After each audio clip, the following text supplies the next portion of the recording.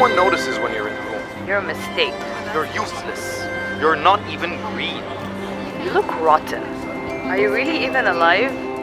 I like you the way you are. Seeing you blossom makes me happy. You're making a difference in the world. You are beautiful.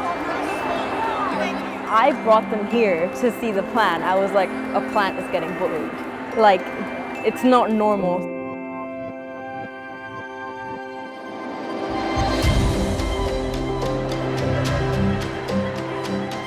I think it's an excellent project.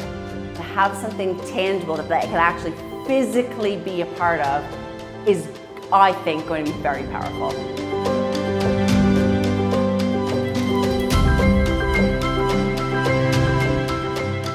As the weeks passed, I started noticing that the one that was being bullied started kind of to droop. While the plant that was being complimented, it was flourishing and beautiful. It's raised the profile massively of different forms of bullying and the effects that bullying can have on people.